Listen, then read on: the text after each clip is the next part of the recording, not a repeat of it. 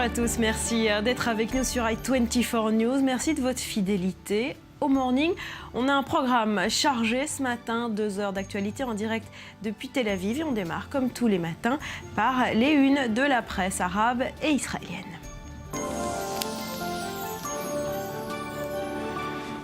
Cyril Amar, on démarre cette revue par jeter un coup d'œil sur les kiosques libanais au lendemain de ce nouvel attentat meurtrier au Liban.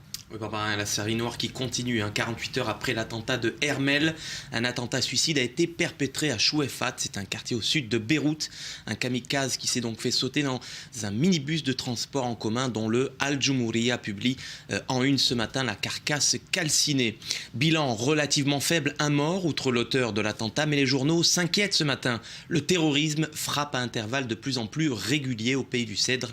Les kamikazes sont parmi nous, titre même en une le Asafir libanais, l'ambassadeur, qui dans un même souffle, serais-je tenté de dire, titre « Qui aujourd'hui au Liban est capable de nous protéger ?» Le journal qui rappelle qu'il s'agit là du 7e attentat qui a frappé un bastion du Hezbollah depuis que le puissant mouvement chiite libanais a confirmé à la mi-2013 qu'il envoyait des troupes combattre les rebelles en Syrie. Le quotidien Al-Akhbar, proche du Hezbollah, donc lui pointe quant à lui ce matin un doigt accusateur en direction du cher salafiste Ahmad El-Assir. Ahmad El-Assir qui est connu pour ses violentes rhétoriques contre le mouvement chiite libanais. Il pourrait être, selon le journal, derrière ce nouvel attentat. Le Liban, otage du terrorisme, selon le caricaturiste du An-Nahar, le jour, figuré par une cage en forme de voiture, vous le voyez, avec un obus en guise de pot d'échappement. Le pays du Cèdre risque, Barbara, de ne pas aller bien loin. Voilà, et si l'importation du conflit syrien au Liban est désormais une réalité, l'Arabie saoudite, elle, souhaite s'en prémunir et pour cela, la monarchie utilise la manière forte. Et oui, vous allez le voir, c'est à la une du Okaz et du Asharq saoudien. Combattre à l'étranger est désormais passible de 20 ans de prison en Arabie saoudite. Le roi Abdallah d'Arabie saoudite a publié lundi un décret qui prévoit jusqu'à 20 ans d'emprisonnement pour participation à des combats à l'étranger et appartenance à des groupes terroristes. Les quotidiens de Riyad qui rappellent que depuis l'année dernière, les autorités saoudiennes multiplient les mises en garde aux Saoudiens qui seraient tentés de s'engager aux côtés des rebelles syriens. Alors selon le Okaz, il y a plus de 1200 ressortissants saoudiens qui se sont déjà rendus en Syrie depuis le début des combats. Une implication qui fait craindre à Riyad la résurgence à leur retour des attaques meurtrières qui avaient été menées entre 2003 et 2006 par Al-Qaïda dans le royaume wahhabite. Retour en Israël, Cyril, où les journaux reviennent largement ce matin sur le plan sécuritaire présenté par Mahmoud Abbas. C'était dans les colonnes du New York Times hier. Oui, les journaux israéliens, vous avez raison, font à l'unisson ce matin leur gros titre sur les propositions du président de l'autorité palestinienne. Enfin, pédagogue, vous allez le voir, le quotidien à grand tirage Yediot Aharonot et le journal de centre-droite Maariv nous gratifient ce matin d'un tableau comparatif qui nous invite à prendre la mesure de l'étendue des divergences entre les positions israéliennes et palestiniennes sur la résolution du conflit. Alors, si Mahmoud Abbas semble accepter l'idée d'un État palestinien démilitarisé, toute présence militaire israélienne le long de la vallée du Jourdain est à exclure selon Mahmoud Abbas. Mahmoud Abbas qui s'est en revanche dit prêt au déploiement de forces de l'OTAN à travers le territoire d'un futur État palestinien. Autre question, dans quel délai les implantations juives de Cisjordanie devraient être, elles, évacuées ? Abbas s'est dit prêt à un retrait israélien sur 5 ans, alors que la position israélienne, elle, est encore très ambiguë sur ce sujet, on le sait. Et enfin, dernière question la plus épineuse peut-être selon les journaux, Israël sera-t-il reconnu en tant qu'État juif par les Palestiniens ? Pour M. Abbas, la réponse est claire, il n'y aura pas de reconnaissance publique, pas plus que l'Égypte et la Jordanie n'ont eu à le faire dans le cadre de leur accord de paix avec Israël. Mais pour le gouvernement Netanyahou, c'est une condition sine qua non. Pour le quotidien pro-gouvernemental Israël Hayom, il n'y aura pas d'accord sans reconnaissance palestinienne. Et puis pour la grande plume du journal, Dan Margalit, Israël devrait pousser Mahmoud Abbas dans ses derniers retranchements. Les Palestiniens prétendent que Binyamin Netanyahou brandit astucieusement l'exigence de la reconnaissance de l'État juif pour torpiller la création d'un État palestinien. Si tel est le cas, pourquoi Mahmoud Abbas ne fait-il pas tomber le masque sur le vrai visage du Premier ministre israélien, s'interroge Dan Margalit. La vérité, assène-t-il, c'est que le président de l'autorité palestinienne, ne considère pas qu'un retrait israélien aux frontières de 67 est suffisant pour mettre fin aux revendications palestiniennes. Bref, un dialogue de sourds selon Maariv qui insiste également sur l'importance pour Israël d'être reconnu en tant qu'État juif, l'essence même du sionisme, nous dit ce matin Ariel Kahana dans les colonnes du journal de centre-droite. Merci Cyril. Et on vient sur ce dossier dans un instant avec notre analyse politique. Dror Even-Sapir, pour l'heure, le rappel des grands titres du jour. Voilà, nous sommes le mardi 4 février. Voici donc l'essentiel de l'actu ce matin. Benjamin Netanyahou appelle ses ministres à calmer le jeu face aux Américains. Il a exigé de son gouvernement de ne plus s'en prendre publiquement à John Kerry, accusé, vous le savez, d'être impartial dans les négociations israélo-palestiniennes. De son côté, la conseillère à la sécurité de Barack Obama a condamné cette nuit les attaques israéliennes contre John Kerry. Elles sont infondées et inacceptables, a déclaré Susan Rice. En Syrie, le mois de janvier a été l'un des plus meurtriers depuis le début du conflit. Le nombre total de morts dans le pays s'élèverait désormais à 136 227 morts selon l'Observatoire syrien des droits de l'homme. Et parmi eux, 50 000 civils, dont plus de 7 300 enfants. L'organisation souhaite que le dossier syrien soit présenté à la Cour pénale internationale. Les rebelles et le régime commettent selon elle des crimes de guerre depuis 3 ans. Enfin, il a 10 ans à peine et compte plus d'1 milliard d'amis. Facebook souffle ce mardi ses 10 bougies. Il y a 10 ans exactement, le monde commençait à liker, partager ou encore poster des statuts. En 10 ans, le réseau social qui a révolutionné nos mœurs a fait 1 milliard 200 000 adeptes. Un succès fulgurant à mettre au crédit de son jeune PDG Mark Zuckerberg. On y revient dans cette édition.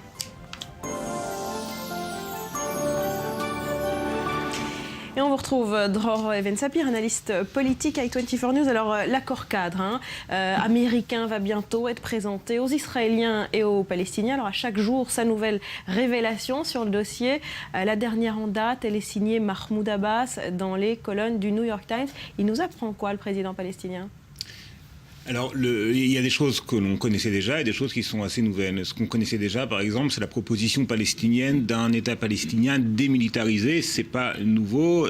Mahmoud Abbas a affirmé à plusieurs reprises qu'il était en faveur d'un État palestinien sans armée, mis à part des forces de police. Ce qui est nouveau, c'est qu'il se dit prêt à un déploiement des forces de l'OTAN dans ce qui serait le territoire du futur État palestinien. Enfin, nouveau et pas nouveau, c'est une question, une option qui avait été abordée déjà lors des discussions sous le gouvernement Olmert. C'est juste, en tout cas c'est la première fois que Mahmoud Abbas se prononce aussi clairement en faveur de cette option-là. Les forces de l'OTAN, il faut établir une distinction bien évidemment très claire, à rappeler que les forces de l'OTAN, ce ne sont pas les casques bleus de l'ONU. Les forces de l'OTAN, ce sont les États-Unis et leurs alliés. C'est donc censé, en tout cas dans l'esprit peut-être de Mahmoud Abbas, rassurer les Palestiniens, mais plus encore, ces propositions, elles sont censées convaincre les États-Unis et la communauté internationale du sérieux, de la bonne volonté des Palestiniens, puisque l'image de marque des négociateurs palestiniens dans le cadre des négociations avait été un petit peu écornée par les prises de position très intransigeantes de Mahmoud Abbas il y a quelques semaines sur le fait qu'il ne s'agissait pas pour les Palestiniens de renoncer à la souveraineté sur Jérusalem-Est comme capitale, sur le refus de reconnaître Israël comme État juif et sur le refus de transiger sur les frontières de 67. Donc tout cela avait été mal perçu et l'objectif de Mahmoud Abbas, c'est donc de rectifier le tir. Il s'agit d'une bataille entre Israéliens et Palestiniens pour convaincre les États-Unis, les Occidentaux en général, encore une fois, de la bonne volonté, du sérieux des uns et des autres dans le cadre des négociations. En revanche, sur cette revendication d'Israël d'une reconnaissance comme État juif, Mahmoud Abbas la refuse toujours. Et là, encore une fois, il l'a refusé dans son entretien au New York Times. Il reste tout à fait intangible, intransigeant sur cette question-là, une question qui est cruciale pour Benjamin Netanyahou. D'ailleurs, il l'a rappelé hier. Et cette question, elle est d'autant plus importante, Barbara, que dans son interview au New York Times, Mahmoud Abbas n'a pas évoqué certaines des questions les plus délicates du conflit. Jérusalem, le tracé des frontières, le sort des implantations et la question des réfugiés palestiniens. Et cette question des réfugiés palestiniens, elle est bien évidemment intrinsèquement liée au refus palestinien de reconnaître Israël comme État-nation du peuple juif, parce que si les Palestiniens continuaient à exiger le droit au retour des réfugiés palestiniens dans les frontières même de l'État d'Israël, c'est bien la preuve qu'ils remettent en cause démographiquement, en quelque sorte, la légitimité d'Israël comme État-nation du peuple juif. C'est une question centrale pour les Israéliens. Et puis, grande surprise dans ce qu'on prévoit de cet accord cadre, il s'agit toujours de la question des réfugiés, non pas palestiniens, mais des réfugiés juifs qui ont dû quitter les pays arabes au moment de la création de l'État d'Israël. De quoi s'agit-il ? Alors effectivement, c'est Martin Indyk, l'émissaire américain aux négociations israélo-palestiniennes, qui a évoqué cette question. Là aussi, c'est novateur. Lorsque l'on parle des réfugiés palestiniens, on ne parle pas d'un retour. En tout cas, les Américains et les Israéliens ne veulent pas entendre parler d'un retour dans les frontières de l'État d'Israël, encore une fois, des réfugiés palestiniens, mais d'un mécanisme de compensation financière. D'ailleurs, une parenthèse sur les réfugiés palestiniens avant d'aborder la question des réfugiés juifs du monde arabe. Au cours du XXe siècle, des centaines de milliers, même davantage de personnes ont été déplacées, de réfugiés dans plusieurs conflits à travers le monde. Les réfugiés palestiniens sont les seuls dont certains demandent encore le retour. Dans les autres conflits, ce n'est pas le cas. Et puis aussi, autre spécificité des réfugiés palestiniens, le peuple palestinien est le seul dont le statut de réfugié se transmet de génération en génération. Parce que vous avez encore des petits-enfants et des arrière-petits-enfants même de personnes déplacées en 1948 ou de personnes qui ont quitté le conflit israélien à l'occasion des batailles entre les forces israéliennes et les forces arabes en 1948 qui ont quitté les territoires d'Israël et de Palestine. Et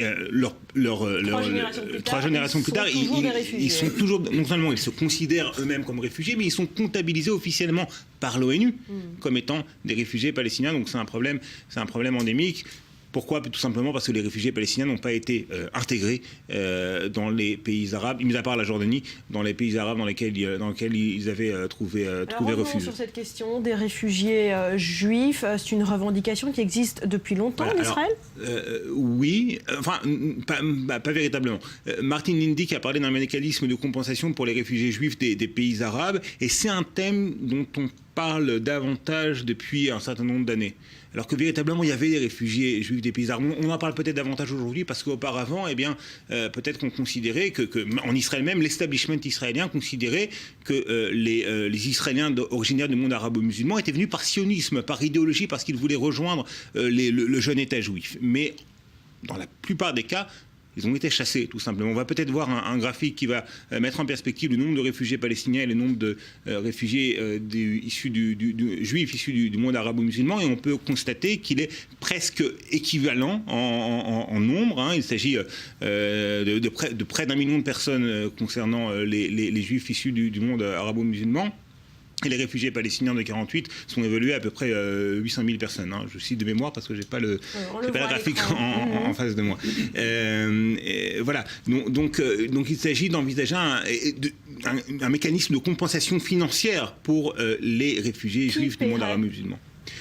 Un mécanisme international, les États-Unis, mais pas seulement eux. Est-ce qu'on pourrait intégrer les pays arabes même ce sera sans doute demandé, ce sera sans doute revendiqué, mais il y a très peu de chances que ce soit accepté. Est-ce qu'on peut vraiment parler de réfugiés quand on parle de ces populations juives ? Alors c'est toute la question, encore une fois.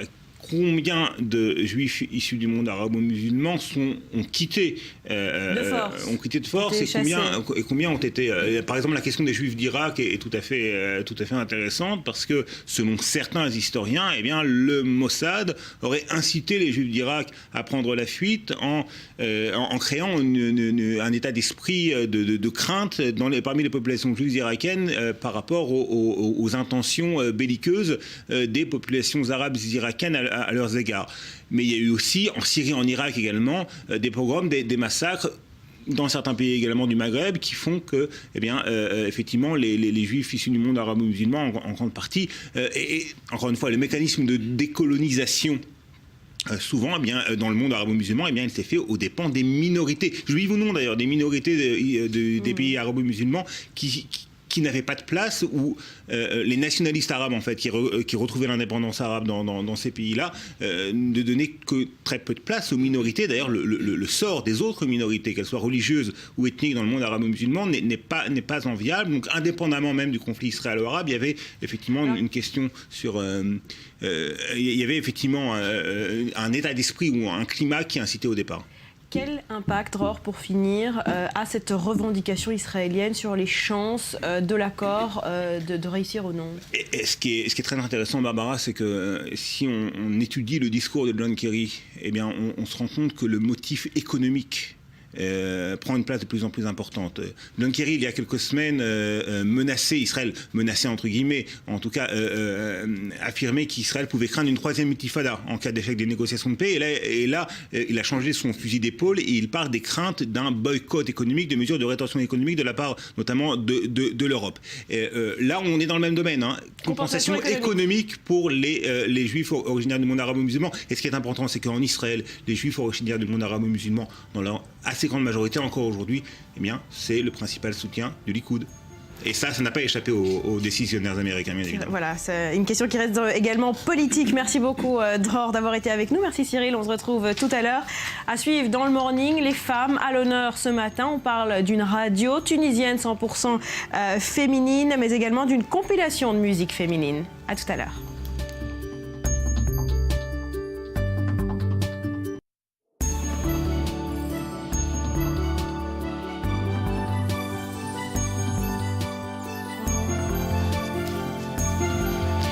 Merci d'être avec nous sur le plateau du Morning. Et on poursuit par l'édito du jour signé Boaz Bismuth. Boaz, bonjour. Bonjour. Alors aujourd'hui, vous nous parlez de plusieurs titres tapageurs, des déclarations choc, mais elles vous agacent. Oui, elles m'agacent parce qu'elles ont une chose en commun, c'est un petit peu embarrasser Israël, un petit peu embarrasser un petit peu la réalité.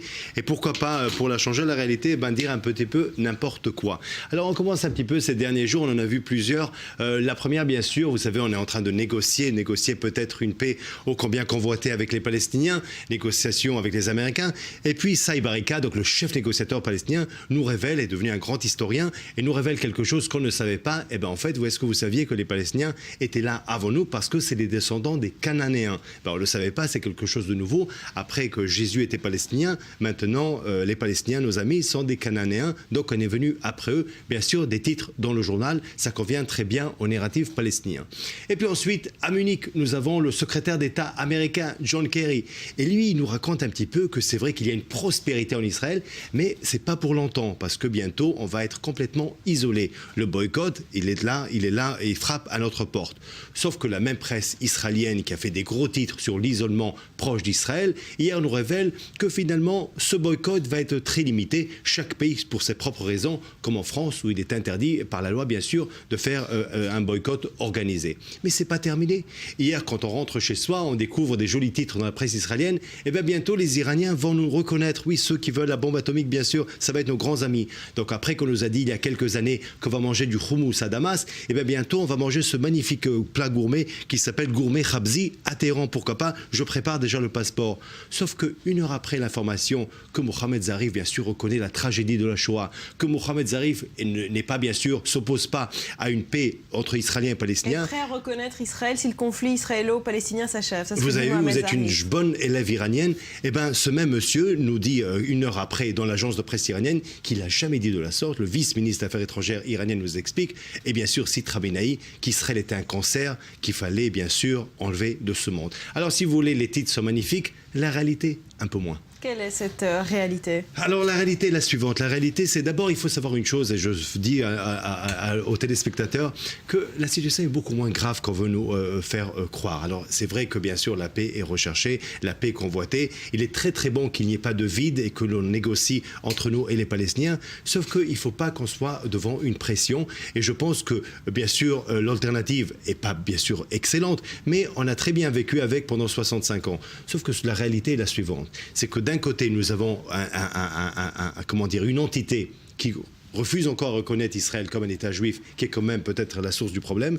Et de l'autre côté, bien, nous avons un côté aussi qui doit aussi décider, bien sûr, et je parle bien sûr de ce qui est les colonies, qu'on doit aussi savoir très bien comprendre ce que nous espérons. Mais est-ce que ce n'est pas une mauvaise habitude israélienne, Boaz Bismuth, de rester sourd aux appels du monde, aux déclarations des dirigeants du monde arabe? Pourquoi Israël reste sourde et fait la sourde oreille à ces déclarations? J'ai pas entendu la question. Pourquoi? Non, je m'amuse bien sûr. Je vais dire juste la chose suivante, c'est que c'est pas une question de sourde ou pas sourde. C'est la question est la suivante, c'est qu'il faut quand même que quand vous négociez, quand vous allez acheter simplement une voiture, il faut que la personne, le vendeur ou l'acheteur, soit crédible. c'est impossible de négocier avec une autre entité qui n'est pas crédible dans ce cas-là. Maintenant, on ne peut pas généraliser, on ne va pas dire que tout le monde de l'autre côté n'est pas sérieux et ne veut pas une solution. Sauf qu'aujourd'hui, je ne sais pas comment on va réellement arriver à cette solution quand on voit encore que les deux protagonistes n'émettent pas encore sur les mêmes ondes. Toujours est-il, ce que moi, c'était important de noter, et pour moi, c'est ce que j'essaye d'expliquer aujourd'hui, c'est que malheureusement aujourd'hui, on vit dans une époque dans laquelle, comme on dit chez nos amis anglais là à côté, c'est trendy. Tout est un phénomène de mode. La mode aujourd'hui, dans le monde, pas seulement en Israël, est de dire que si on arrive que la source du problème au Moyen-Orient est le conflit israélien-palestinien, ce qui est complètement faux par ailleurs. La deuxième chose, c'est que si Israël ne réussit pas à trouver un compromis ou une solution avec les Palestiniens, ou un accord tout court, eh ben demain, Israël est complètement isolé dans le monde, ce qui est faux aussi. Alors, les appels iraniens, vous n'y croyez pas. Les appels palestiniens, vous n'y croyez pas. Les appels américains, vous n'y croyez pas. Israël non plus. Comment on avance quand on ne croit personne? D'abord, c'est pas que je n'y crois pas. Ça veut dire c'est le fait est que il faut comprendre une chose. D'abord, on avance, toujours en avance, parce que vous avancez aussi par rapport à vous-même. Ça veut dire que vous n'avez pas besoin des personnes citées pour avancer. On a très bien avancé depuis la révolution islamiste en 79, non seulement sans les Iraniens, mais en plus malgré les freins que les Iraniens essayent de nous mettre. Alors, pour les Palestiniens, je dirais pareil, sauf que depuis 1993, on a quand même évolué. On est très très loin des années 70 où Golda Meir ne reconnaissait même pas l'existence d'un peuple palestinien. Aujourd'hui, les Israéliens, la droite israélienne reconnaît l'existence d'un État palestinien. Donc on a beaucoup évolué. En ce qui concerne les Américains, je ne les mettrai pas dans le même panier, puisque c'est quand même nos meilleurs alliés, même s'il y a comment on va dire, même si on n'est pas d'accord, on l'a déjà connu cette époque. Vous modérez en tout cas les menaces de John Kerry sur ce boycott. Bien sûr, même si on avait connu ça avec James Baker, secrétaire d'État à l'époque, Reagan en 81, un grand ami d'Israël, n'était pas content après l'attaque en Irak, et Kennedy n'était pas très content bien sûr de certains projets israéliens. Donc c'est pas nouveau. Carter aussi, on se souvient bien sûr des conflits et des malentendus entre Israël et Washington à l'époque. Il faut comprendre une chose. Vous avez parlé, on a terminé justement en parlant des Iraniens. Il n'y a pas plus grand admirateur que moi des Persans. Il n'y a pas plus grand admirateur que moi, par exemple, en France, on a Verlaine, on a de très grands poètes, mais avec le respect que j'ai pour Raves, pour Sadi, pour Omar Khayyam, quel personnage illustre, quelle littérature, quel grand pays, quelle grande histoire. Donc ce n'est rien contre le peuple iranien. Malheureusement, avec le régime actuel... Ça, tout le monde l'a compris, hein. Vous n'avez rien contre le peuple iranien, les Israéliens n'ont rien contre le peuple iranien, le problème c'est le régime. Politique. Mais est-ce que vous ne craignez pas qu'Israël va finir par être comme un îlot isolé dans un Moyen-Orient où tout le monde continue à vouloir sa disparition, dans un îlot isolé sur la scène mondiale? Je suis très content que vous m'ayez posé cette question, et déjà c'est une bonne raison d'être venu ce matin, juste pour vous dire la chose suivante. Très très bonne réflexion, très bonne remarque. Peut-être la plus grosse bêtise qu'Israël fait aujourd'hui, la plus grande erreur, et vous pourrez, ce qui est bien chez I24, ce qu'on critique tous, même les Israéliens, c'est que malheureusement, lorsque le président iranien fait son discours aux Nations Unies et la délégation israélienne se lève et s'en va, finalement, elle n'est pas très différente de ses adversaires quand elle fait de la sorte. Si on est contre le boycott, on ne le fait pas nous-mêmes. Ça, c'est le premier point. Deuxième chose qui est ô combien importante, c'est qu'Israël ne doit pas être celle, justement, qui tient le discours du refus. L'histoire a prouvé que l'autre côté fait toujours les mêmes erreurs. Et je crois que la plus grande erreur faite aujourd'hui par le gouvernement israélien, c'est justement être ceux qui essayent de crier plus fort que les Palestiniens, non, non, non. Donc ce matin, moi, je ne suis pas venu ici pour dire non à la paix, non à la reconnaissance, non aux Iraniens et non à des vacances à Téhéran, pourquoi pas demain. Au contraire. Mais j'essaye seulement de mettre un petit peu de proportion et de dire que la fête n'est pas pour demain, peut-être après-demain. On l'attendra en tout cas avec vous, cette fête. Pas demain, après-demain. Merci beaucoup, Boaz. Restez avec nous. Et nous sommes le mardi 4 février. Voici les grands titres de l'actualité. Binyamin Netanyahou, précisément, on l'évoquait, appelle ses ministres à calmer le jeu face aux Américains. Il a exigé de son gouvernement de ne plus s'en prendre publiquement à John Kerry, accusé, vous le savez, d'être partial dans les négociations israélo-palestiniennes. De son côté, la conseillère à la sécurité de Barack Obama a condamné cette nuit les attaques israéliennes contre Kerry. Elles sont infondées et inacceptables, a déclaré Susan Rice. En Syrie, le mois de janvier a été l'un des plus meurtriers depuis le début du conflit. Le nombre total de morts dans le pays s'élèverait désormais à 136 227 morts selon l'Observatoire syrien des droits de l'homme et parmi eux 50 000 civils, 7 300 enfants. L'organisation souhaite que le dossier syrien soit présenté à la Cour pénale internationale. Enfin, il a 10 ans à peine et compte plus d'1 milliard d'amis. Facebook souffle ce mardi ses 10 bougies. Il y a 10 ans exactement, le monde commençait à liker, partager ou encore poster des statuts. En 10 ans, le réseau social qui a révolutionné nos mœurs a fait donc 1 200 000 adeptes. Un succès fulgurant à mettre au crédit de son PDG, Mark Zuckerberg. On y revient dans cette édition.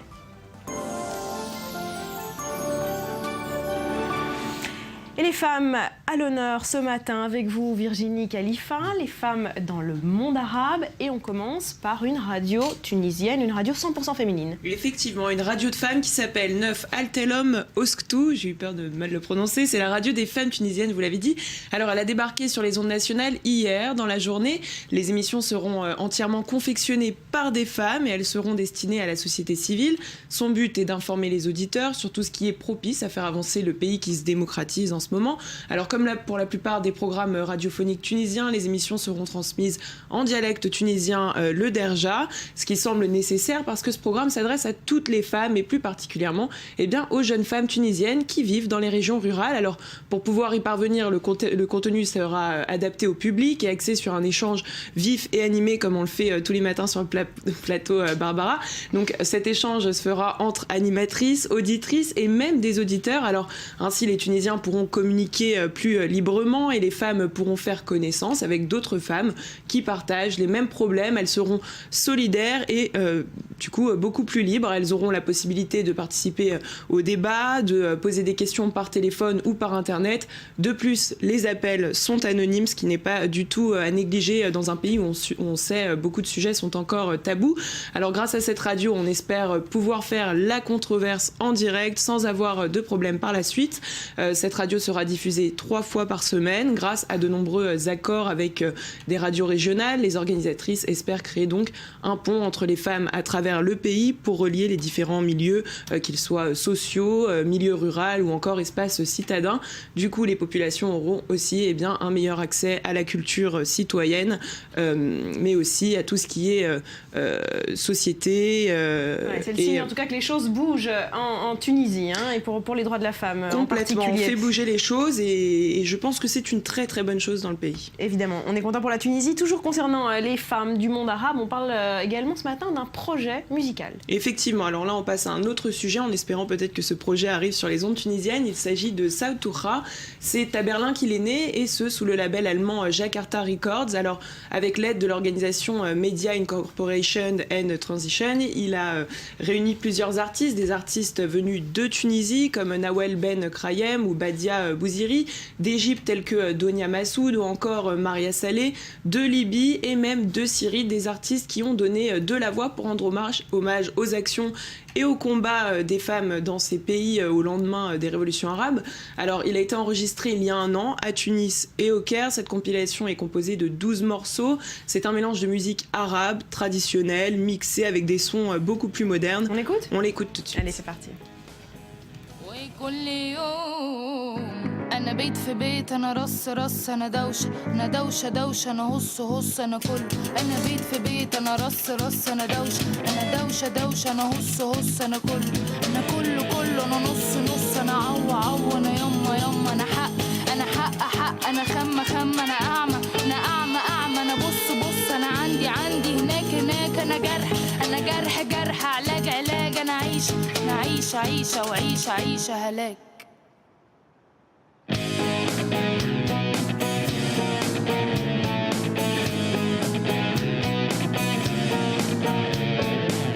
أنا مش بغني أنا مش بقول أنا مش بغني أنا مش بقول Oui. vous aimez bien. Oui, le style, bien sûr, ça montre quand même une jolie avancée.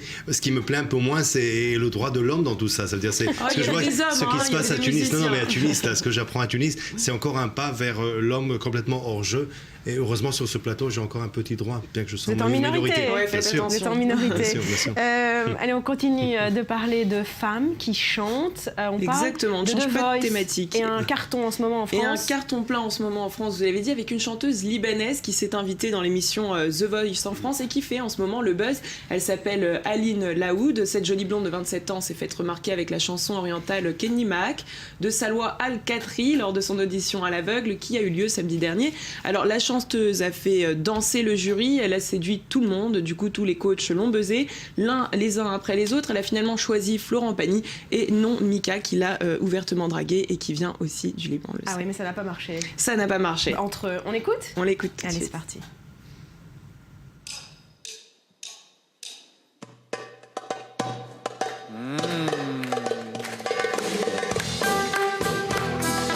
Ah, j'adore.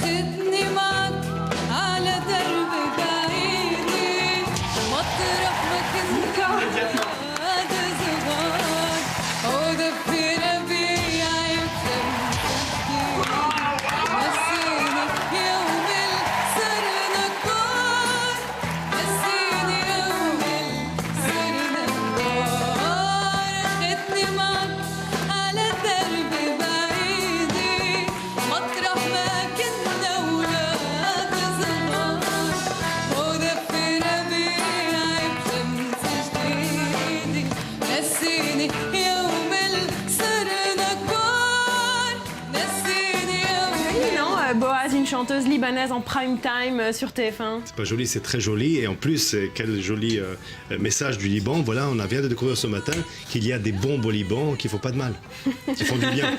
Elle était pas mal, elle était pas mal. Bombe atomique qui ne fait pas de mal. Merci beaucoup Virginie. Avec plaisir. Merci Boaz. Merci à vous. À demain. À suivre dans le morning, on parle de cette polémique qui secoue le monde artistique en Israël. Un chanteur qualifié trop à droite idéologiquement a été qualifié. Et vous allez le voir, la politique s'en est mêlée. Ce sera juste après un nouveau journal.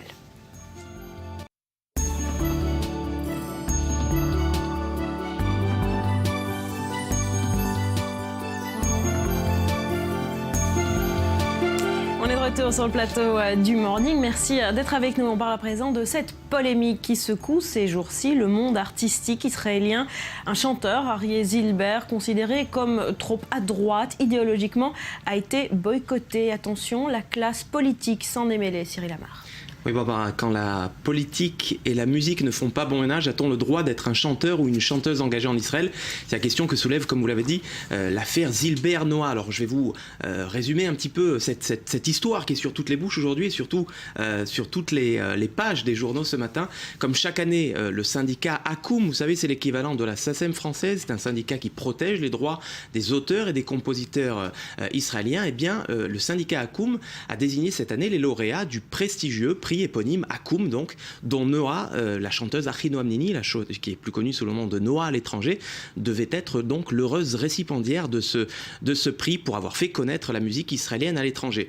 Alors, elle avait également prévu de participer à la cérémonie de remise des prix qui s'est tenue donc hier, non loin d'ici, à Tel Aviv. Alors, jusqu'à là, vous allez me dire, pas de quoi défrayer la chronique, mais voilà, il y a quelques jours, Noah écrit sur sa page Facebook qu'elle ne participera pas à l'événement et a même demandé à ce que sa récompense soit tout simplement annulée pour des raisons idéologiques. Raisons idéologiques. Rapidement, les médias se saisissent de l'affaire, comprennent que Noah, qui n'a jamais caché son positionnement politique à gauche, ne souhaite tout simplement pas partager le prix avec Ariel Zilber. Ariel Zilber, c'est un chanteur israélien, anciennement laïque, il a même été le symbole de la bohème tel-avivienne dans les années 70. Mais voilà, Ariel Zilber, plus tard, est devenu un ultra-orthodoxe et il est connu aujourd'hui pour avoir des opinions politiques, disons, de droite assez radicales. Et d'ailleurs, je vous propose tout de suite de voir un condensé de ces déclarations polémiques qui figurent aujourd'hui en bonne page du Yediot Aharonot. Alors voilà, il a par exemple dit des homosexuels, être un homosexuel, c'est une déviance, c'est contraire à la nature. Je ne dis pas qu'il faut les tuer, mais en tout cas, même si j'ai beaucoup de respect pour eux, il ne faut pas que cela se produise dans notre école. À propos des laïcs, il a dit que les laïcs n'avaient rien à proposer, ils ne savent que faire des achats, faire du shopping, ils ne savent qu'être contaminés par le sida et être homosexuels ou lesbiennes et voir du porno toute la journée. À propos des gauchistes en Israël, il a dit, évidemment, il ne faut pas qu'il y ait de guerre civile en Israël, mais en tout cas, les gauchistes sont associés à Amalek. Amalek, c'est la figure emblématique de l'ennemi du peuple juif au cours de l'histoire. Et puis, sur les soldats de Tzahal, pendant le désengagement, eh bien, Ariel Zilberg a dit qu'avec leurs uniformes en noir, avec leur Magen David, leur étoile de David, les soldats israéliens ressemblaient à des nazis et se comportent comme des nazis. Et puis les Arabes, évidemment, Ariel Zilberg non plus ne les a pas épargnés. Les Arabes ne valent rien, ils ne savent rien faire à part tuer et détruire. Voilà ce qui a sans doute gêné Achinoam Nini, Noah, et qui sur sa page Facebook, donc comme nous l'avons dit, a refusé de recevoir le prix. Alors Dalia Rabin, qui est la fille du Premier ministre, il faut rappeler aussi qu'Ariel Zilberg a milité pour la libération d'Yigal Amir, l'assassin du Premier ministre Yitzhak Rabin, et sa fille Dalia Rabin, qui est également membre du conseil d'administration du syndicat Hakoum. Elle a estimé qu'attribuer un tel prix à un chanteur, sans toutefois renier ses compétences et son talent artistique, eh bien, pouvait être un message problématique à l'adresse de la société israélienne. Alors, que s'est-il passé ? Eh bien, finalement, le syndicat Hakoum a fini par plier. Il a décidé de modifier le prix qui serait attribué au chanteur. Au lieu de recevoir un prix pour l'ensemble de son œuvre, Ariel Zilberg a reçu un prix, disons, plus modeste pour sa contribution à la musique israélienne. Et depuis hier soir, l'affaire est fait évidemment polémique. Le ministre des Affaires étrangères israélien, Avigdor Lieberman, a même posté ce post sur sa page Facebook. La capitulation d'Hakoum, a-t-il dit, est une soumission dangereuse et flatteuse au bolchevisme de gauchistes radicaux. Et puis pour terminer, deux éditos aujourd'hui qui font deux éditos contradictoires dans les colonnes du journal de centre-droite m'arrivent. Pour Erel Segal, vous allez voir, il est surprenant que la chanteuse Noah n'ait eu aucun problème à chanter la chanson Ave Maria devant le pape, chef de l'Église qui a persécuté pendant des siècles les Juifs, mais qu'elle rechigne à chanter devant Ariel Zilberg. Et puis, autre édito avec tout autre son de cloche, c'est celui de Ben Dror Yemini. Il faut parfois savoir boycotter, nous dit Ben Dror Yemini. Des deux chanteurs, c'est certainement Noah qui est la plus sioniste. Ariel Zilberg, lui, représente un mélange explosif de nationalisme et de fondamentalisme religieux. Voilà, la démocratie israélienne dans toute sa splendeur. La gauche israélienne est restée muette à cette affaire ? Oui, politiquement, oui. Je n'ai pas vu dans les journaux ou dans les médias israéliens de déclarations politiques à proprement dit. Bon, et ça pose une vraie question également en Israël. Est-ce que l'élite, l'intelligentsia israélienne est aux mains de la gauche ? Est-ce que c'est le cas ? Est-ce que c'est une tradition israélienne ? Non, je ne sais pas si on peut parler d'élite. Il s'agit d'un syndicat. On peut supposer, comme partout ailleurs, qu'il y a une corrélation très certainement entre le milieu artistique et le positionnement à gauche, de manière générale, sans trop vouloir généraliser, mais c'est vrai que les artistes sont plutôt positionnés à gauche. Je ne pense pas qu'il s'agit là de l'intelligentsia israélienne. En tout cas, Ariel Zilberg a accepté ce prix Ariel hier Zilberg soir. a accepté le fruit. Il a fustigé la soumission d'Hakoum. Il a carrément dit qu'il fallait démanteler le syndicat et en créer un nouveau pour s'être soumis justement à ce macartisme de gauche. Merci beaucoup Cyril d'être venu nous expliquer cette histoire.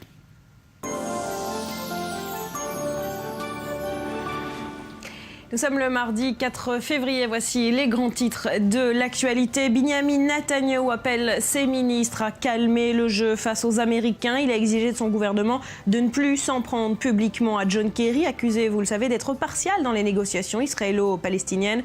De son côté, la conseillère à la sécurité de Barack Obama a condamné cette nuit les attaques israéliennes contre John Kerry. Elles sont infondées et inacceptables, a déclaré Susan Rice. En Syrie, le mois de janvier a été l'un des plus meurtriers depuis le début du conflit. Le nombre total de morts dans le pays s'élèverait désormais à 136 227 morts selon l'Observatoire syrien des droits de l'homme. Parmi eux, 50 000 civils et 7 300 enfants. L'organisation souhaite que le dossier syrien soit présenté à la Cour pénale internationale pour crimes de guerre. Enfin, il a 10 ans à peine et compte plus d'1 milliard d'amis. Facebook souffle ce mardi ses 10 bougies. Il y a 2 ans exactement, le monde commençait à liker, partager ou encore poster des statuts. En 10 ans, le réseau social qui a révolutionné nos mœurs a fait 1,2 milliard adeptes. Un succès fulgurant à mettre au crédit de son jeune PDG Mark Zuckerberg.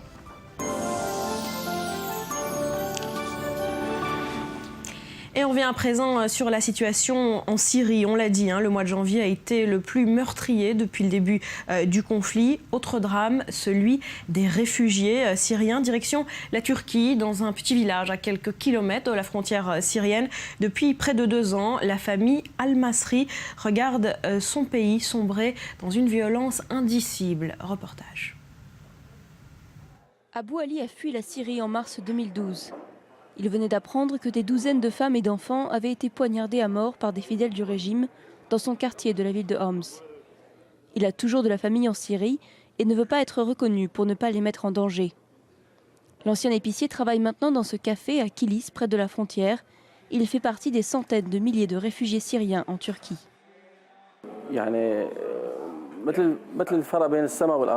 La différence entre la vie aujourd'hui et celle qu'on menait avant, c'est comme entre le paradis et la terre. Rien à voir.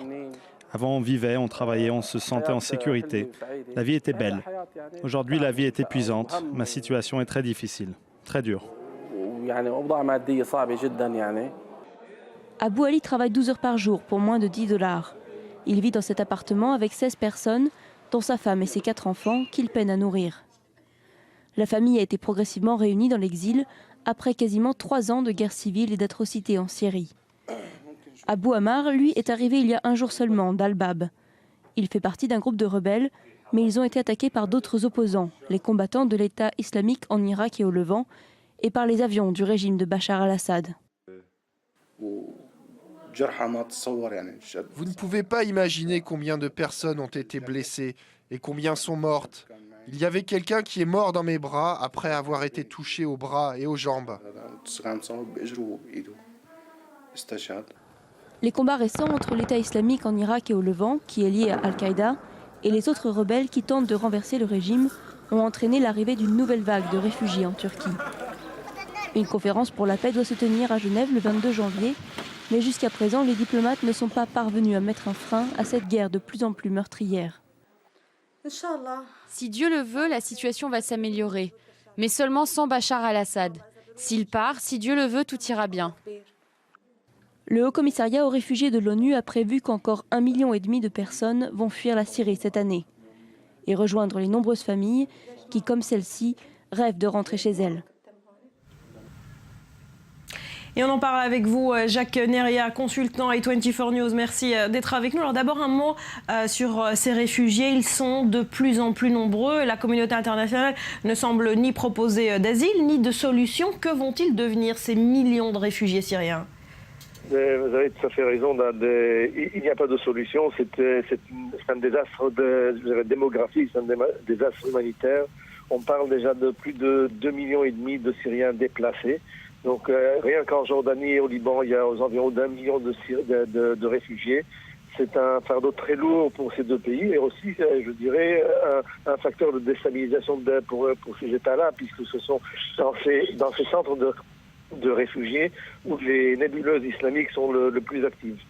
Alors, vous le dites, le Liban craint effectivement d'être débordé démographiquement par ces réfugiés syriens. Très concrètement, c'est quoi le risque pour le pays du Cèdre ?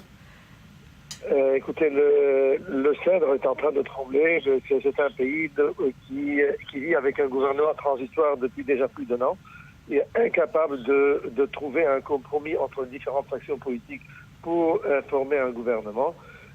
Donc c'est un pays paralysé qui est déjà miné par la guerre civile au nord, Tripoli, à Beyrouth, dans la Daria, où sunnites et chiites se livrent, je dirais, déjà une guerre ouverte déclarée.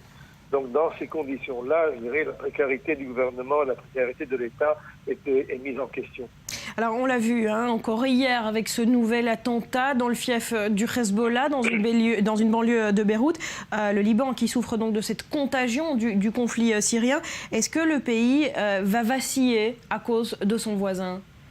Écoutez, si le conflit syrien va durer, et toutes les estimations disent que ça va durer, donc le Liban sera, je dirais, sera tout simplement mise à contrepartie et contre sa volonté dans une guerre civile qu'il ne veut pas. La seule différence aujourd'hui dans cette guerre civile, c'est une guerre civile entre musulmans, entre sunnites et chiites, et les chrétiens qui, pour une première fois depuis 1975 depuis, ne vont pas souffrir de cette guerre civile, ou plutôt vont tout simplement être des observateurs. Merci beaucoup, Jacques Neria, d'avoir été avec nous ce matin. On reste en Syrie, on parle toujours d'un réfugié, mais un réfugié particulier. Il est en passe de devenir une star mondiale. Il s'appelle Abdel Karim Khandan et il a fait pleurer des millions de téléspectateurs arabes lors de l'émission Arab Idol. Réfugié au Liban, il tente d'exorciser les démons de la guerre par l'art. Regardez.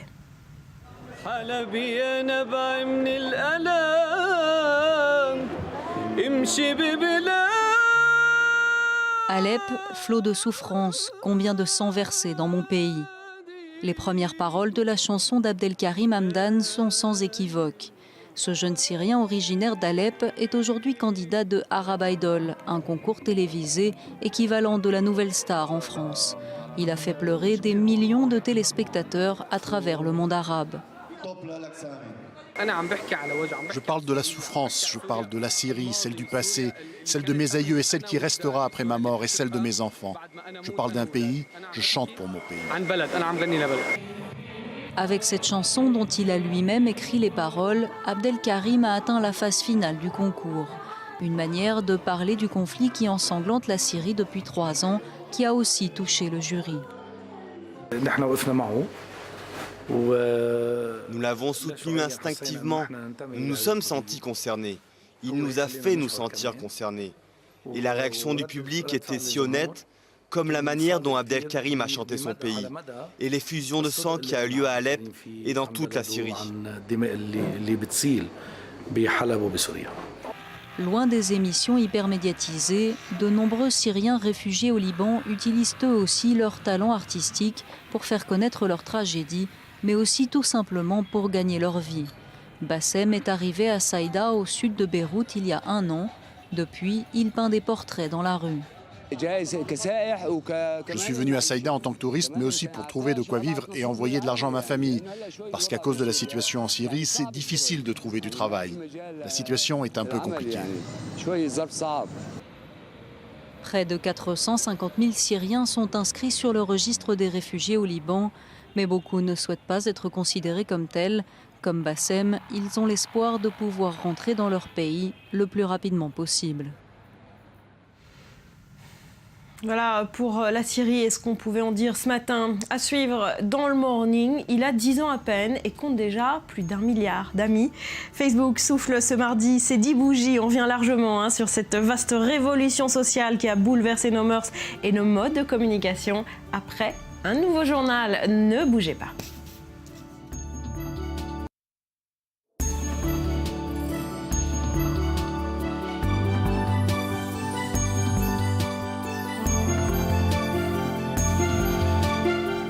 Merci d'être de retour sur le plateau du Morning. Plusieurs questions à l'ordre du jour. Quelle est l'image qui tourne en ce moment sur les réseaux sociaux? Quel est le buzz ou le bad buzz aujourd'hui? Et quel est le tweet à ne pas manquer? C'est la revue web.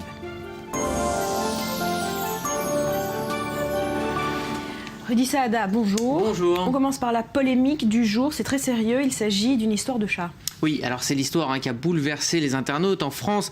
Faris Guilas, jeune Marseillais de 24 ans, a diffusé sur Internet une vidéo où il torturait un chaton trouvé dans la rue. La vidéo, je ne vous la montrerai pas car elle est vraiment très dure. Elle montre que le jeune homme est tout sourire. Il jette le chat contre un mur. Donc elle a fait le tour du web. Les internautes défenseurs des animaux ont très très vivement réagi sur les réseaux sociaux. Et le jeune homme a été arrêté vendredi, comparution immédiate hier. Et donc 1 an de prison ferme a été prononcé. Alors beaucoup d'internautes s'en sont félicités, c'est la grande majorité des tweets, et comme le dit le tweetos Vincent Vaught, l'homme qui a torturé le chat a tout simplement oublié qu'Internet a été inventé pour les chats. Dans la même veine, on soupçonne le juge de la ne pas... vengeance des chats sur Exactement, on soupçonne le juge lui-même de ne pas avoir été totalement impartial dans cette affaire, comme vous pouvez le voir sur ce tweet. Alors, il y a les plaisanteries, évidemment, mais il y a la polémique. Alors, beaucoup d'internautes parlent de réponses justes et rapides, mais aussi disproportionnées, c'est-à-dire un enferme. On le voit sur ce tweet, par exemple, beaucoup souhaiteraient que le racisme ou les viols soient jugés avec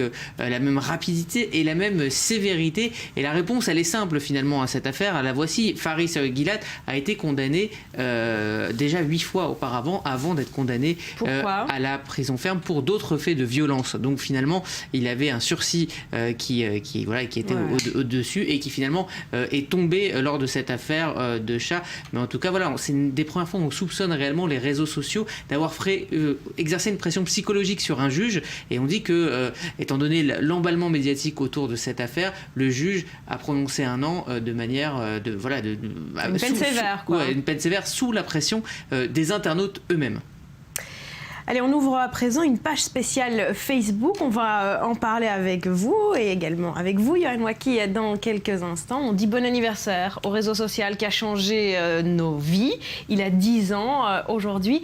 Et l'actu du jour va nous permettre de comprendre comment Facebook a réellement changé nos vies. Oui, alors c'est l'occasion de faire le point en fait sur le poids économique, social du géant créé par Mark Zuckerberg, mais aussi son poids politique. On le sait, Facebook joue un rôle clé, et il a joué un rôle clé dans le printemps arabe. Et si les anti-Moubarak avaient beaucoup utilisé Facebook pour s'organiser en Égypte, les anti-Al-Sisi sont eux désormais muselés. Je vous en parlais la semaine dernière.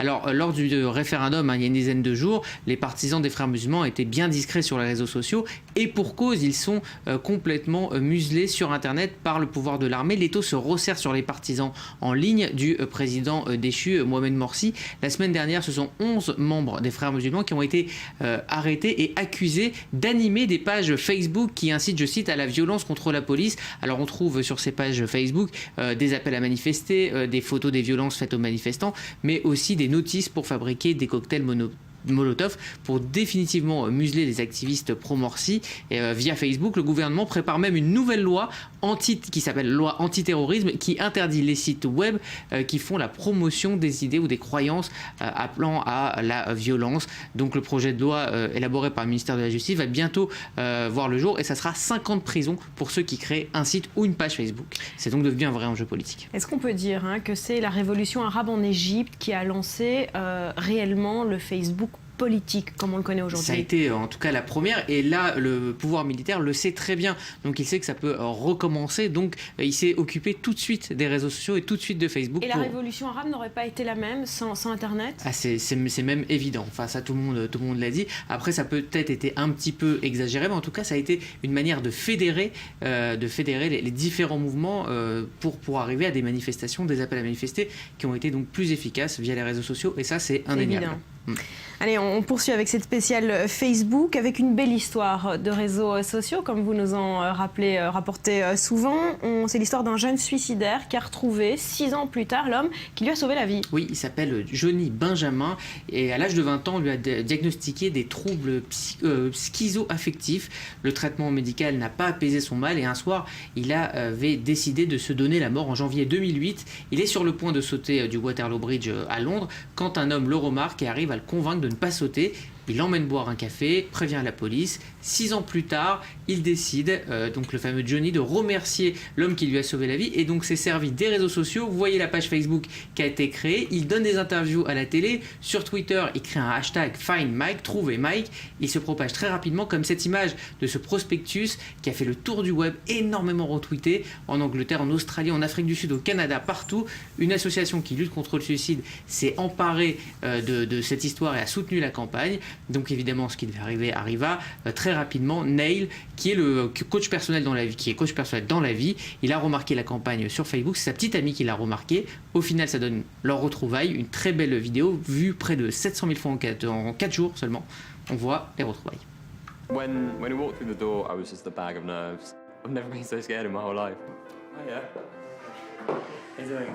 Good. I'm ready. I'm alright. Yeah? I'm alright. You? Good.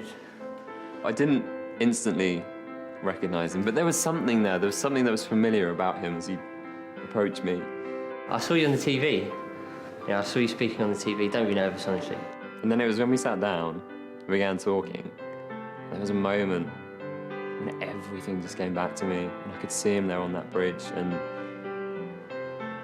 there he was now in front of me, and it was just overwhelming.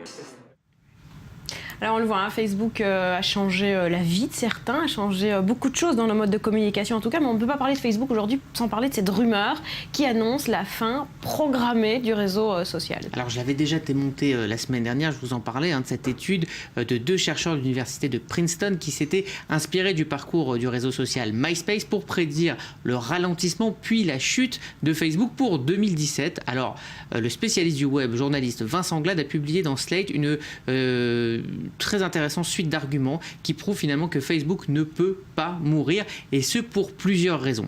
Alors avant de vous développer ces raisons, regardez déjà la réponse pleine de malice de l'état-major technique de Facebook. Mike Devlin, qui est spécialiste à la data, a contré cette rumeur en publiant lui aussi une fausse courbe qui montre en fait comment l'université de Princeton va perdre la moitié de ses inscriptions d'ici 2018 avant d'en avoir plus aucune en 2021. Donc courbe fausse évidemment, c'est ce qu'on appelle un troll dans l'internet, mais c'est une réponse habile qui a déjà fait le buzz. Alors on revient sur ces solides piliers sur lesquels Facebook est installé. Quels sont-ils ? Alors ce qui est vrai et incontestable, c'est que Facebook perd des jeunes. Et ça, l'étude le montre et les chiffres le montrent. Les jeunes utilisateurs désertent le réseau social pour des réseaux plus cool ou plus libres, comme par exemple Snapchat. Ce qu'ils désertent, c'est que leurs parents, leurs oncles, leurs tantes, eux, sont arrivés sur Facebook. Mes parents que j'embrasse au passage, ils sont. Est-ce que vos parents sont sur Facebook? Voilà, ils sont sur Facebook. Johan sourit parce qu'on va en reparler dans un instant. Voilà, c'est un des grands soucis des utilisateurs de Facebook. Facebook, n'est plus réservé aux jeunes, donc ça devient une sorte d'annuaire mondial très complet de noms, de prénoms et de dates de naissance et de localisation. Et c'est là la force de Facebook, parce que le génie de Mark Zuckerberg, c'est d'avoir imposé la fin de l'anonymat. Donc on montre son image, on donne son nom et donc on donne sa localisation. Et de ce fait, ça fait en fait de Facebook un passeport numérique, et c'est là le vrai trésor de Facebook, et c'est ça qui fait que Facebook ne peut pas mourir. Besoin de ce fameux passeport numérique. De plus en plus, c'est-à-dire que c'est même le futur du web. Donc il y a le web anonyme, le web tel qu'on l'a connu, sauvage il y a une vingtaine d'années, puis le web qui aujourd'hui on donne sa vraie identité. Donc pour bon nombre de sites ou d'applications, on est obligé de se connecter via son compte Facebook, et c'est en ça que Facebook est devenu donc ce fameux passeport numérique. Aujourd'hui, c'est 1,2 milliard de ces fameux passeports numériques qui existent. Ce sont les utilisateurs actifs, donc ce sont des vraies fiches d'identité. Le meilleur exemple de ce passeport, vous en aviez parlé, c'est le réseau phénomène Tinder. Si on va sur Tinder, on y va via son profil Facebook. C'est une sorte de certificat d'authenticité. Alors, vous le disiez, de moins en moins de jeunes peut-être sur Facebook. Est-ce que c'est vraiment important, ces jeunes qui quittent Facebook ? Alors, quand on perd les jeunes américains, au niveau du marketing, c'est grave. Cela dit, les jeunes désertent Facebook, c'est tout simplement car les parents ils peuvent donc les surveiller. Cela explique le succès de l'application Snapchat, qui en fait est une application éphémère où les échanges disparaissent très rapidement. Donc en résumé, et toujours selon Vincent Glade, Facebook pourrait être moins utilisé dans la vie de tous les jours, mais resterait en fait la base de tous les réseaux sociaux, et il parle en fait d'une sous-couche d'Internet. On a bien compris. Restez avec nous, Rudy, on continue de parler Facebook avec vous. Johan, d'abord un mot de l'actualité de Facebook. Exactement. Alors avant de parler de revenir sur les 10 ans de Facebook, on va parler d'une nouvelle application lancée hier dans l'Apple Store américain. Ça s'appelle Facebook Paper, et c'est un peu le cadeau que Facebook s'offre pour ses 10 ans, pour son anniversaire. Alors Facebook Paper, c'est tout simplement une nouvelle façon de hiérarchiser, d'organiser le contenu que vous recevez, qui est partagé par vos amis Facebook et les pages dont vous êtes fan. Facebook Paper est une nouvelle façon d'explorer et de partager des histoires. C'est comme ça que ça nous est présenté, plus à la façon d'un journal, d'un magazine. Je vous laisse découvrir ces quelques images. Stories come in all shapes and sizes. They can be told with words or with a single picture.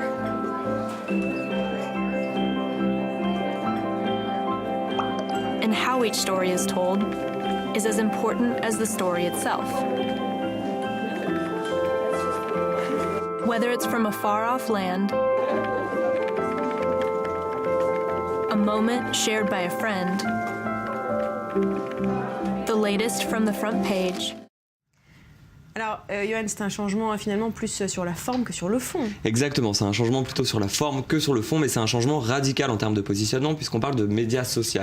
Et on dit souvent que Facebook a aidé à la démocratisation des médias sociaux, mais finalement, dans la forme, ça ressemblait pas vraiment à un vrai média. On était seulement dans le partage d'informations. Aujourd'hui, avec ce changement de forme, Facebook va ressembler, en tout cas se rapproche de plus en plus dans la forme d'un réel média, d'un journal, je le disais tout à l'heure, un peu à l'instar de l'application Flipboard, qui a fait le succès de l'application Flipboard. Juste pour rappel, c'est une application qui permet d'agréger du contenu en provenance de différents médias pour faire directement votre propre ligne éditoriale. Donc c'est un changement vraiment radical. Voilà, on comprend la direction que c'est en train de prendre. Alors c'est vrai que Facebook a bouleversé notre quotidien. On s'imagine mal comment on vivait avant Facebook finalement. Hein. Qu'est-ce qu'on faisait sans Facebook? On ne se rappelle pas. Non. Moi j'ai 10 ans donc... C'est ça, vous avez 10 ans, vous êtes né au moment où Facebook est né.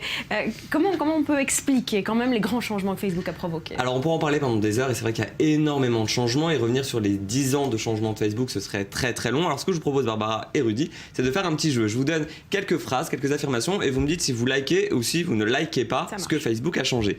Alors retrouvez ses amis d'enfance en quelques clics. On like ou on like pas? Je like.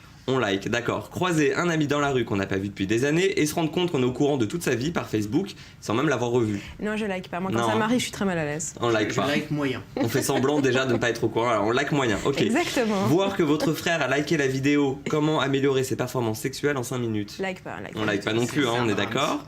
Recevoir 150 ou 200 messages d'anniversaire sur son mur. C'est pas beaucoup, 150 ou 200? Ah si, c'est beaucoup. On like. On like. Ok, on like. Poster une photo et n'avoir aucun like. Non, on like pas du tout. Non, ça on like pas. Allez, on va aller un peu plus loin. Lire les commentaires, souvent très premier degré, de sa maman, de ses tantes, ses oncles. Ah, vous en parliez. Moi, je sais pas. Ma mère est pas sur Facebook, donc ça ne m'arrive jamais. D'accord. Moi, ma mère me regarde, donc je like. D'accord, on like, on continue. Ok, alors ouais, on voit qu'il y a énormément de changements qui ont été opérés. Et globalement, si on pouvait faire des catégories sur les grands changements, on pourrait en retenir 3. Facebook a d'abord changé notre relation aux autres, puis notre relation à soi, et enfin notre relation à l'information. Pourquoi notre relation aux autres? Puisqu'aujourd'hui, on a toutes les sphères privées, publiques, les sphères famille, amicales, toutes les frontières sont brouillées. On ne sait plus vraiment si notre famille sont nos amis, on ne sait plus si notre patron, qui est également notre ami sur Facebook, si on a une vie privée, une vie professionnelle. Voilà. Tout ça, c'est beaucoup plus compliqué qu'avant. Notre sphère personnelle également, notre relation à soi. Pourquoi? Parce qu'aujourd'hui, on a une identité numérique, vous le disiez Rudy, avec le passeport numérique. On a une identité numérique à gérer avec une image numérique. Et on n'a pas toujours connaissance ou même conscience des conséquences que cette image virtuelle peut avoir sur la vraie vie, tout simplement parce qu'on ne maîtrise pas encore complètement les tenants et les aboutissants de Facebook. Et enfin, notre rapport à l'information, tout simplement parce qu'aujourd'hui, on a accès à une information claire, facile, rapide et qu'on est d'autant plus exigeant sur le fait de l'avoir tout le temps, partout. Et la crédibilité également des informations sur Facebook qui prend un coup parce qu'on a tendance à croire et à viraliser des informations qui apparaissent sur Facebook sans vraiment vérifier les sources, sans que ce soit forcément de sources tout le temps très certaines. Donc voilà, donc un rapport à l'information qui est également complètement bouleversé. Alors un mot d'Israël dans tout ça, est-ce que les Israéliens sont très accros à Facebook? Alors les Israéliens sont très accros à Facebook et pourtant, comme vous le disiez Rudy tout à l'heure, les Israéliens également font partie des gens qui désertent petit à petit Facebook et il y a effectivement une fréquentation en baisse sur l'année 2013 pour les Israéliens sur Facebook qui se classe aujourd'hui troisième site le plus visité en Israël derrière Google et YouTube.